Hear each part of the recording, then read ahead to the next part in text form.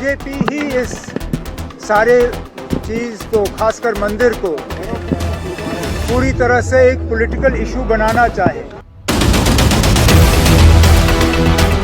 और ये भी सच है जो ने फरमाया, गुनाह इतने हो गए हैं कि मैं समझता हूं अगर आप लोग दुआ नहीं मांगोगे तो कल हम भूखे न मर जाएं, प्यास से न मर जाएं। राम मंदिर निर्माण इस देश की ज़रूरत थी, फ्रस्ट्रेशन है, ये जो उनको फोबिया हुआ है। और आज ये लोग जो सो कॉल्ड सेकुलर हैं, यही सभी को गुमराह करते हैं।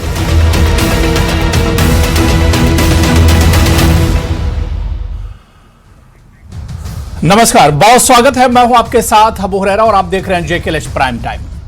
जम्मू कश्मीर में लोकसभा चुनाव से पहले सियासी पारा गर्म है, वार पलटवार का दौर चल रहा है। आज नेशनल कॉन्फ्रेंस के प्रेसिडेंट सदर डॉक्टर फारूक अब्दुल्ला ने बीजेपी पर बड़ा हमला बोला है।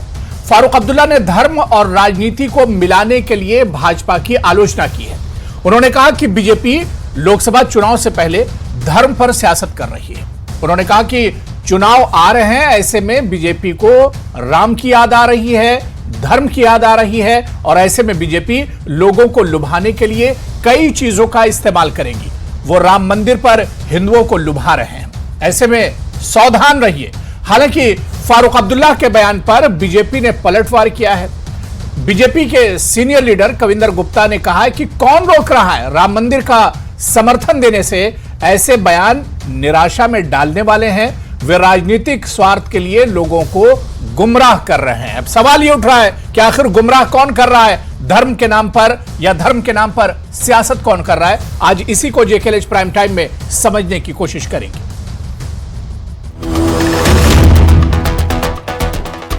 बीजेपी ही इस सारे चीज़ को, खासकर मंदिर को, पूरी तरह से एक पॉलिटिकल इशू बनाना चाहे।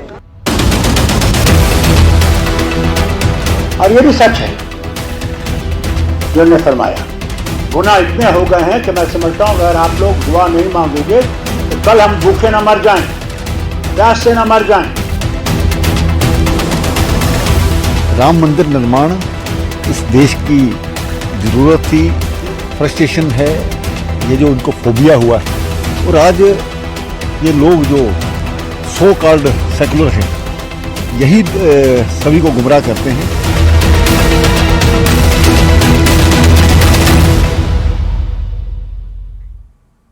तो धर्म की सियासत करके कौन किसे गुमराह कर रहा है, आज इसी को हम समझने की कोशिश करेंगे। डॉक्टर फारूक अब्दुल्ला ने आज प्रेस कॉन्फ्रेंस में बीजेपी पर कई बड़े हमले किए हैं और खासतौर से धर्म की सियासत को लेकर फारूक अब्दुल्ला ने बीजेपी पर निशाना साधा है। बहुत खास मेहमान मेरे साथ इस चर्चा में जुड़ रहे हैं। बहुत जल्दी अपने मेहमानों का आपसे इंट्रोडक्शन करा देता हूं। मेरे साथ विक्रम सिंह रंधावा जी हैं, सीनियर लीडर हैं बीजेपी की और एक्स एमएलसी हैं जम्मू कश्मीर बीजेपी के, हमारे साथ चर्चा में जुड़े हुए हैं। एडवोकेट मुजफ्फर इकबाल खान साहब, सीनियर लीडर हैं जम्मू कश्मीर नेशनल कॉन्फ्रेंस से, वो भी इस चर्चा में हमारे साथ हैं। सोहेल काजमी साहब पॉलिटिकल एनालिस्ट हैं, जम्मू कश्मीर की सियासत पर बहुत अच्छी पकड़ रखते हैं, वो भी इस चर्चा में हमारे साथ जुड़े हुए हैं। कुछ देर में सलमान निजामी भी इस चर्चा में हमारे साथ जुड़ेंगे। जो मेहमान हमारे साथ जुड़े हुए हैं सभी का बहुत स्वागत, बहुत इस्तकबाल है। और शुरुआत में विक्रम सिंह रंधावा जी आपसे ही करना चाहूंगा। उमर अब्दुल्ला और डॉक्टर फारूक अब्दुल्ला आज प्रेस कॉन्फ्रेंस कर रहे थे और इस मौके पर फारूक अब्दुल्ला साहब ने सीधे सीधे बीजेपी पर निशाना साधा। उन्होंने कहा कि अब जैसे जैसे लोकसभा के चुनाव नजदीक आ रहे हैं वैसे वैसे बीजेपी को राम की याद आ रही है और धर्म के नाम पर सियासत बीजेपी कर रही है। रंधावा जी। लगता है कि डॉक्टर फारूक अब्दुल्ला बहुत सीनियर पॉलिटिशियन है जी। और जैसे जैसे उम्र ऊपर बढ़ती जा रही है तो किसी ना किसी तरीके से इस तरीके के बेबुनियाद बयान देकर वो सिर्फ अपने आप को सुर्खियों में रखना चाहते हैं। डॉक्टर फारूक अब्दुल्ला को भूलना ही नहीं चाहिए कि भारतीय जनता पार्टी का कोर एजेंडा था धारा 370 को जड़ से उखाड़ के फेंकना। हम सत्ता में आए, अपने बलबूते पे आए, हमने धारा 370 को जड़ से उखाड़ के फेंका है। प्रभु श्री राम जी के मंदिर की लड़ाई पिछले 500 वर्षों से चल रही थी और सुप्रीम कोर्ट के आग्रह अनुसार, आदेश अनुसार उसका वहां निर्माण हो रहा है। उसमें भारतीय जनता पार्टी के लोग उसका निर्माण कर रहे हैं, ऐसा नहीं है। लेकिन भारतीय जनता पार्टी कभी राम मंदिर के नाम पर या धर्म के नाम पर वोट मांगेगी? भारतीय जनता पार्टी इस तरीके की ओछी राजनीति में ना विश्वास रखती है, ना कभी करेगी। हम सबका साथ सबका विकास को लेकर 2014 के अभियान से चले थे और 2024 भी लगता कब सिर पे आ गया है। तो क्योंकि अब इनकी खास करके मैं कहूंगा कश्मीर सेंट्रल पॉलिटिकल पार्टीज के लोगों की फारूक अब्दुल्ला ने कहा कि 1992 से लेकर बीजेपी अभी धर्म के नाम पर सियासत बीजेपी ने छोड़ी नहीं है। 92 से जो सियासत शुरू हुई थी अयोध्या से राम के नाम पर सियासत, वही सियासत आज भी बीजेपी कर रही है। सही भी नहीं है। भारतीय जनता पार्टी कभी भी धर्म की राजनीति करने में विश्वास नहीं रखती है। हमने विकास के मंसूबे को लेके आगे चले हैं और 2014 से लेके 2024 के बीच में जो देश ने ऊंचाइयां विकास की, इंफ्रास्ट्रक्चर डेवलपमेंट की, चाहे वो जमीन हो, हवा हो या पानी हो, उसमें की है। मुझे लगता है कि अब डॉक्टर फारूक अब्दुल्ला के बयानों को ज्यादा गंभीरता से लेना नहीं चाहिए, क्योंकि उम्र दराज व्यक्ति हैं और वैसे भी कहते हैं 85 साल की एज के बाद व्यक्ति का बचपना वापस आ जाता है। तो बचपनों से आप ऐसी अटकलों वाली बातों की उम्मीद रख सकते हैं। अलबत्ता क्योंकि इनकी बुनियाद हिल चुकी है, वजूद नेशनल कॉन्फ्रेंस का जम्मू में तो पहले नहीं रहा, अब कश्मीर में भी इनको हिलता हुआ दिख रहा है।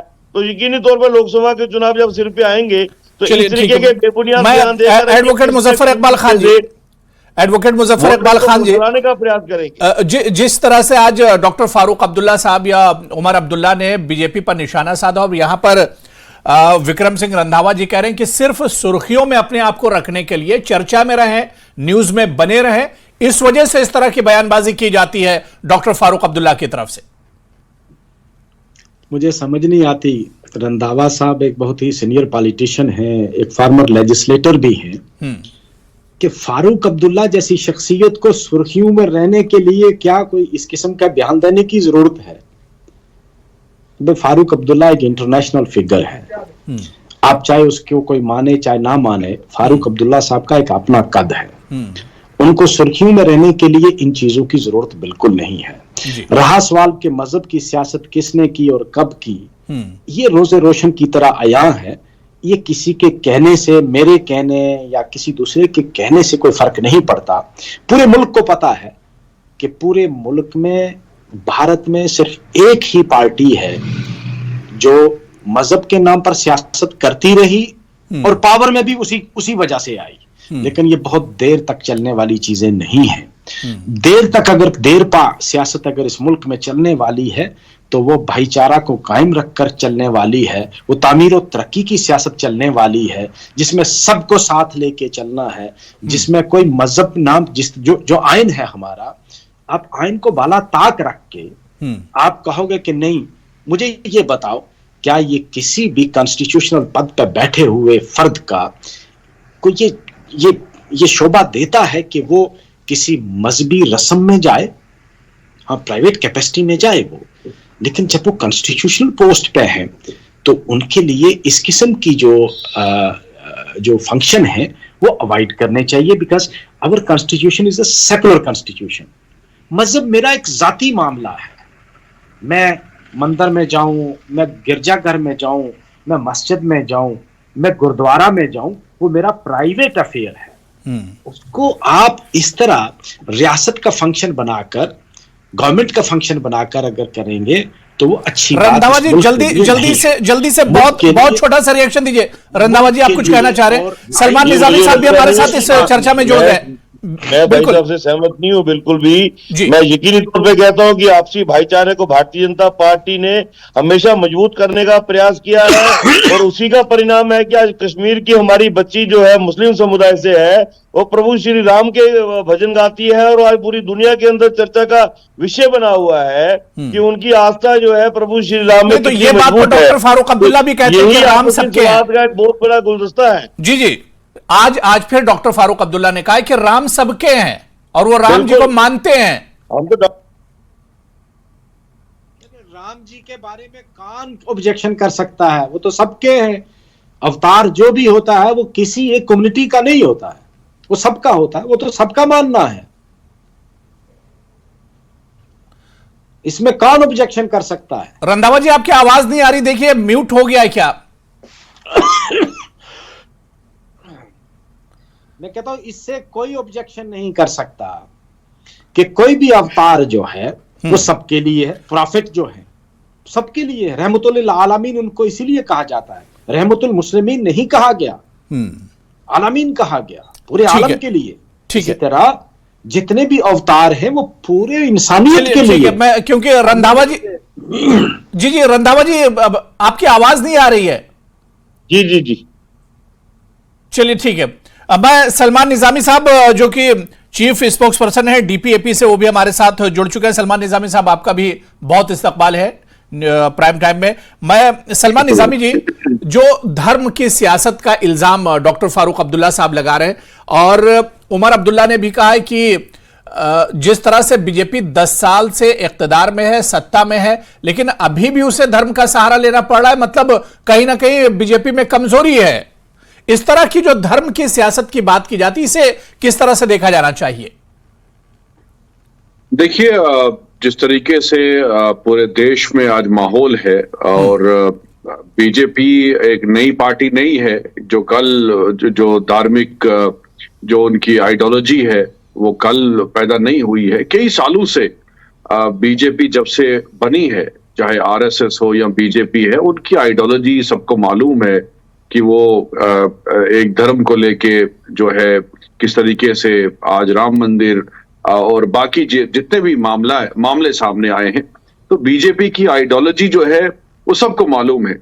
लेकिन यही फारूक अब्दुल्ला साहब जो है बीजेपी के सरकार में एक हिस्सा रहे, उमर अब्दुल्ला साहब जो है बीजेपी के मिनिस्टर रहे, और ये बीजेपी जो है धर्म की राजनीति आज से नहीं कर रही है, कई सालों से कर रही है। और जो आज माहौल है देश का, उसको अगर हम जम्मू कश्मीर के साथ रिलेट करें तो जम्मू कश्मीर जो है हमेशा, चाहे 1947 हो, उस वक्त भी जम्मू कश्मीर के लोगों को मौका दिया गया था कि आप चुनिए कहां जाना है आपने, लेकिन उन्होंने हिंदुस्तान का साथ दिया।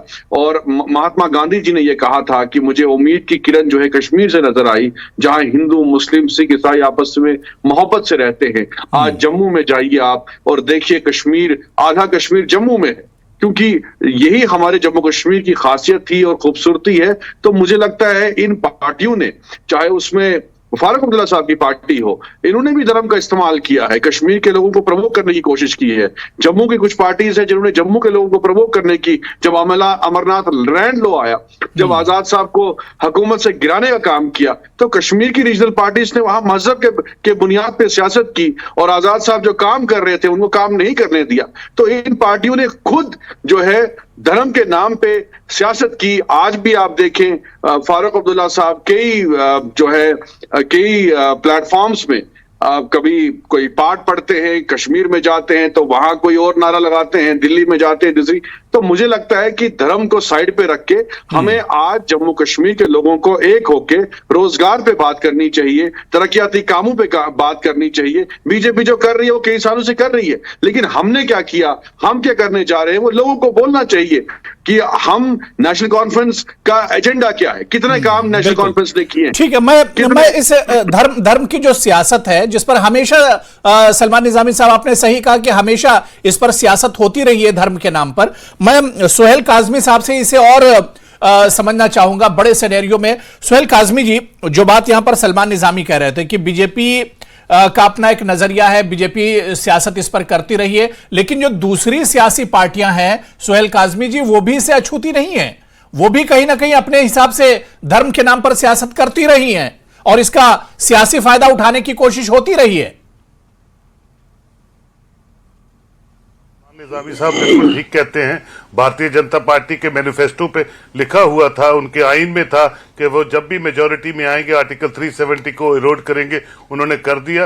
राम जन्मभूमि का मसला ऑनरेबल सुप्रीम कोर्ट में चल रहा था, सुप्रीम कोर्ट का फैसला आया, पूरे हिंदुस्तान के लोगों ने उसको वेलकम किया और सल्यूट किया, और भारतीय जनता पार्टी का मौकफ का कि लल्ला का मंदिर वहां बनेगा, और उसका निर्माण शुरू हो गया। 22 को उसकी इनॉग्रेशन है। मुझे लगता है हर भारतीय उसका वेलकम करता है। उसके 3 किलोमीटर के आगे मस्जिद का निर्माण हो रहा है, उसका भी वेलकम हो रहा है। मजहबी जो सियासत है, मजहबी रंग देना किसी सियासत में, ये हर पॉलिटिकल पार्टी का, अभी हम अंडर डेवलप्ड नेशन है और मजहब की राजनीति बहुत बढ़िया रोल प्ले करती है इलेक्शंस में। फारूक अब्दुल्ला भी पीर पंचाल में एक बात करते हैं जब जाते हैं, चिनाब वैली में एक बात करते हैं, कश्मीर में कश्मीरी को लुभाने की बात करती है, कोई नया ट्रेंड नहीं। और यही एक खूबसूरती है जमहूरियत की कि जो लीडर भी जिस तरह से अपने वोटरों को रिझाता है और इम्प्रेस करता है, वो एक कवायद है। और उस पे फारूक अब्दुल्ला तो न्यूज मेकर हैं, एक लीडर हैं, एक बड़े जबरदस्त दिग्गज पॉलिटिशियन है, और उनको पता है कि न्यूज हाइप कैसे ली जाती है। और आज के दौर में जो बिक रहा है, वो जो करंट इशू है, वो राम जन्मभूमि है, और उस पर वो टारगेट करेंगे भारतीय जनता पार्टी को। ये संभाविक बात है। और लेकिन लोग वोटर्स कितना सीरियसली किस लीडर को आज लेते हैं, ये आने वाला वक्त आपको बताएगा, आने वाली इलेक्शंस आपको बताएंगी, खासकर पार्लियामेंट की इलेक्शन पूरे भारत में और खासकर खसूसन जम्मू कश्मीर में आपको बताएंगी। लेकिन ये कोई नई बात नहीं है कि कोई ऐसी बात हो जिससे कि कोई पार्टी या कोई लीडर जो है वो धर्म की राजनीति नहीं करता है, जात पात की राजनीति नहीं करता है। ये एक ट्रेंड है, और ये ट्रेंड जो है फारूक साहब बड़े बेखूबी से इस पे माहिर है और जानते हैं इसको किस तरह से यूज करना है आज के वोटर्स को रिझाने के लिए। बिल्कुल, मैं रंधावा जी आपके पास आना चाहूंगा। जूनियर यानी उमर अब्दुल्ला साहब की अगर बात की जाए तो उमर अब्दुल्ला साहब ने कहा कि 10 साल से बीजेपी सत्ता में है और आज भी अगर उसे धर्म का सहारा लेना पड़ रहा है, यानी पार्टी में बीजेपी में कमजोरी है, कहीं ना कहीं अब कमजोर है पहले के मुकाबले में, कि अभी भी उसे धर्म के नाम पर सियासत करनी पड़ रही है। अब तो विकास के नाम पर, डेवलपमेंट के नाम पर, रोजगार के नाम पर उसे वोट मांगने चाहिए थे। ऐसा नहीं है जी, भारतीय जनता पार्टी 2024 का चुनाव भी विकास के बलबूते पे लड़ रही है, और 2019 का चुनाव तो एक्सक्लूसिवली हमने 2014 से लेके 19 के बीच में जो किया था, तब तो राम मंदिर का निर्माण कार्य कहीं शुरू नहीं हुआ था ना, और 2019 में हमने 14 से बेटर परफॉर्म दिया। नहीं, उस वक्त आप कहते थे ना कि मंदिर वही बनाएंगे, हालांकि उस वक्त डेट नहीं दी थी आपने। ये तो उन लोगों में उमर अब्दुल्ला तो उन लोगों के सहपाठी है ना, जो कहते थे मंदिर वहीं बनाएंगे लेकिन देश नहीं बनाएंगे। हमने इनको डेट भी बता दी है। मुझे तो लगता है कि अब्दुल्ला खानदान को इस भव्य काम में योगदान देना चाहिए, बजाय नकारात्मक राजनीति करने के। बाप बेटे को कोई ना कोई अपना आर्थिक योगदान भी देना चाहिए था, ताकि इनकी भी कोई कंट्रीब्यूशन प्रभु राम जी के उस तीर्थ स्थान में लगती, ताकि इनकी भी कोई सद्बुद्धि इनको ईश्वर देते। लेकिन मैं यकीनन कह सकता हूं, मैं सुहेल काजमी साहब के साथ बिल्कुल सहमत हूं कि सब मौका परस्त होते हैं पॉलिटिकल पार्टियां, वो अपने मंसूबे के हिसाब से चलती हैं, लेकिन नरेंद्र मोदी जी के नेतृत्व में हमारा एक ही मंसूबा है, वो देश की तरक्की का है। और खास करके मैं जम्मू कश्मीर ने जिस तरीके से इंफ्रास्ट्रक्चर डेवलपमेंट पिछले 3-4 वर्षों में देखी है, ये लैंडस्लाइड डेवलपमेंट जो है, ये डॉक्टर फारूक अब्दुल्ला या इनके एंसेस्टर्स या इनकी आने वाली पीढ़ियां कभी ख्वाब में भी नहीं सोच सकते थे। मुजफ्फर इकबाल जी देखिए, डॉक्टर फारूक अब्दुल्ला साहब और उमर अब्दुल्ला साहब डेवलपमेंट की बात कर रहे थे, रंधावा जी यहां पर जम्मू कश्मीर में भी डेवलपमेंट के जो आंकड़े हैं वो गिना रहे हैं। भारत में तो हुआ ही है विकास, लेकिन जम्मू कश्मीर में बीजेपी ने जो विकास किया उसके आंकड़े गिना रहे हैं। रंधावा जी, बहुत विकास हो गया है, लेकिन जमीन पे कहीं नहीं हुआ है। और जो भी यहां से जाता है ना, यहां से जितने लेफ्टिनेंट गवर्नर, जितने गवर्नर गए, जो भी यहां से वापस गया है, वो सारा कुछ कहता मैंने ही किया है, लेकिन जमीन पे कुछ भी नहीं हुआ। अखबारों में रंधावा जी आंकड़े बता रहे ना, जमीनी आंकड़े बता रहे। रंधावा जी बताएंगे वो आपको। मुझे समझ में नहीं आती कि कहां से आंकड़े लाए इन्होंने। भाई बेरोजगारी बड़ी है, एक ही चीज बड़ी है, वो है बेरोजगारी। बिजली यहां नहीं मिलती है, पानी अब यहां नहीं मिल रहा है, टैक्स आपने लगा दिए, प्रॉपर्टी टैक्स भी लग गया। अच्छा, बिजली के आपने वो स्मार्ट बिल क्या लगाए कि बिजली तो है कोई नहीं मगर बिल आ रहे हैं, गरीब आदमी को पिसा जा रहा है। और यहाँ की बिजली आपने बाहर बेच दी, यहाँ के लोग अंधेरे में। वंदे भारत अब कश्मीर पहुंचने वाली है, वो इनके ध्यान में नहीं रहेगा, रेल तो वहां इनको अच्छा नहीं लगेगा। 2014 रंधावा जी आप आंकड़े गिनाइए ना। रंधावा जी आप सवाल का जवाब दीजिए। अब दो एम्स दे दिए, एक एम्स कश्मीर को दिया, एक एम्स जम्मू को दे दिया।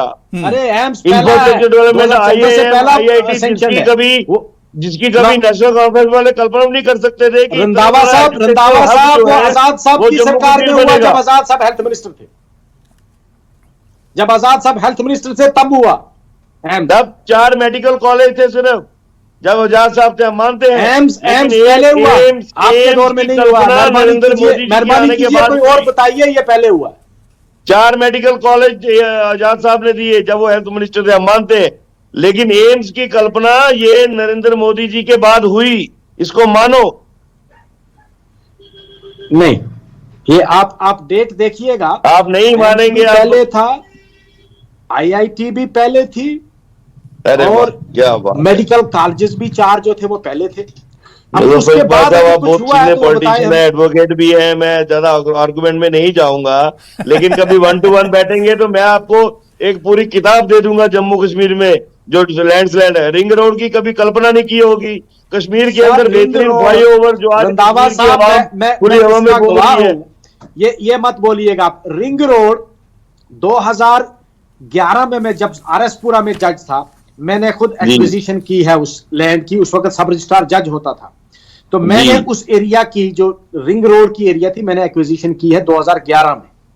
लेकिन बनना कब शुरू होगा मुझे आप ये बताइए ना, बना के कौन दे रहा है? भाई रिंग रोड एक्वायर पहले हो गई, जमीन प्रपोजल पहला, बजट पहला। अब जाहिर सी बात है रातों रात तो रिंग रोड बनेगी नहीं, अभी भी कंप्लीट नहीं हुई है। अब पता नहीं 24 के बाद कोई और सरकार आएगी, वो कहेगी हमने बनाई है। नहीं, 29 तक हम ही आपको इंशाल्लाह कंप्लीट करके देंगे। चलो वो आपकी, अभी आपका ख्वाब है, ख्वाब देखने में तो मैं भी ख्वाब देखूंगा, आप भी देखो। मुझे लगता नहीं कि 24 में वापस आओगे। हमने काम किया है, हम उसके बलबूते पे कह रहे हैं कि हम दोबारा सरकार में भी आएंगे। रंधावा साहब, जम्मू कश्मीर में तो कुछ नहीं किया आपने। जम्मू कश्मीर को सिर्फ ये है कि यहां से ठेकेदार भी बाहर का लाया आपने, बिजली भी बाहर बेची, मुलाजम भी बाहर से लाया, नौकरियां भी छीनी, स्टेट भी छीनी, हमने मुजफ्फर साहब एक भारत श्रेष्ठ भारत की बात की है। कश्मीर से कन्याकुमारी का एक गुलदस्ता है बस। तो आप मुझे ये बताएं रंधावा साहब, ये आप ही की सरकार है अभी यहाँ उत्तराखंड में। उत्तराखंड में असेंबली ने अभी एक बिल पेश किया है कि हम जमीन पर यहाँ खरीदने पर पाबंदी लगाएंगे। वहां एक देश नहीं है, जम्मू में क्यों है? यहाँ पर जब असेंबली बनेगी, लगा दी जमीन। यहाँ पर जब असेंबली बनेगी, यहाँ की असेंबली, उत्तराखंड में असेंबली को पावर ही नहीं है। आपने तो स्टेट ही नहीं छोड़ी है। भाई इसका जवाब अभी लोग देंगे रंधावा साहब, जम्मू में भी लोग। चलिए ठीक है, मैं सलमान निजामी जी, ठीक है, बात हो गई। मैंने दोनों लोग को वक्त दे दिया। मैं सलमान निजामी जी, देखिए जम्मू कश्मीर में डेवलपमेंट का जिक्र हुआ तो आजाद साहब का नाम आया है, लेकिन अब सवाल ये उठ रहा है कि क्या वाकई में धर्म एक मजबूरी हो जाता है? जब आप इलेक्शन में जाते हैं और वोट मांगने के लिए जाते हैं, तो क्या ये सियासी पार्टियों के लिए एक तरह से मजबूरी बन जाता है ये शब्द? देखिए, बिल्कुल जब डेवलपमेंट नहीं की जाए तो धर्म को बीच में लाया जाता है। अभी हमारे अजीज दोनों मित्र हैं, चाहे बीजेपी के रंधावा साहब हों या हमारे जज साहब हों, तो इन्होंने भी आजाद साहब का नाम लिया कि भाई उन्होंने ही ये सैंक्शन करवाया। और इसमें हकीकत भी है कि आजाद साहब ने मेडिकल कॉलेज दिए, एम्स बनवाए, सुपर स्पेशलिटी जम्मू में अस्पताल कोई उस पैटर्न का नहीं था। और जितने काम आजाद साहब ने किए हैं वो याद रखते हैं, चाहे बीजेपी के नेता हों, चाहे नेशनल कॉन्फ्रेंस के हों।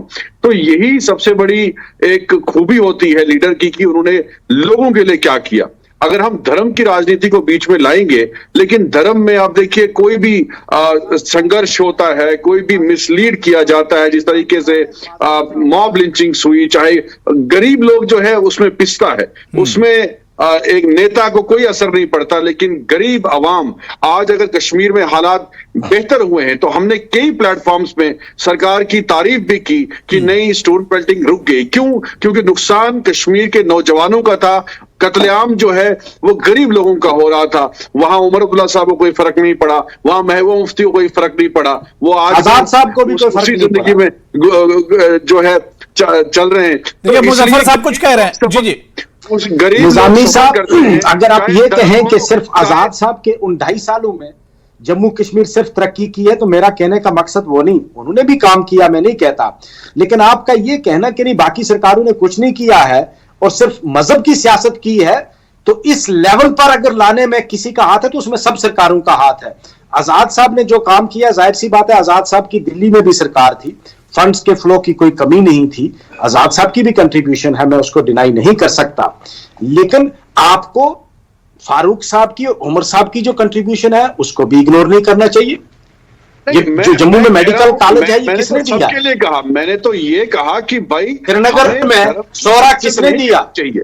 अगर फारूक अब्दुल्ला साहब जो हैं वो डेवलपमेंट का नारा देते हैं, हम चलिए, नहीं, बेहतर तो यही है कि डेवलपमेंट के नाम पर, रोजगार के नाम पर, तरक्की के नाम पर ही एक तरह से सियासत की जाए। लेकिन ये भी सच है, जो यहां पर तमाम पैनलिस्ट ने बताया और खासतौर से जिस तरह से सुहेल काजमी साहब ने बहुत तफसील में चीजें बताई थी कि धर्म का सहारा असल में लेना ही पड़ता है, और ये आज से नहीं, जब से सियासत शुरू हुई है तभी से धर्म की सियासत एक तरह से होती रही है, और सभी पार्टियां किसी ना किसी तरीके से धर्म की सियासत जरूर करती हैं। लेकिन उम्मीद यही करते हैं कि अब डेवलपमेंट, तरक्की और रोजगार के नाम पर आने वाले दिनों में जो होगी वो सियासत होगी, और उसके नतीजे क्या होंगे ये देखना भी बहुत अहम होगा। बहुत बहुत शुक्रिया, वक्त की कमी है, बड़ी अच्छी बातचीत चल रही थी। सलमान निजामी साहब हमारे साथ जुड़ने के लिए, विक्रम रंधावा जी, मुजफ्फर इकबाल खान साहब और सुहेल काजमी जी, सभी का बहुत बहुत शुक्रिया चर्चा में जुड़ने के लिए। तो जेकेएलएच प्राइम टाइम में आज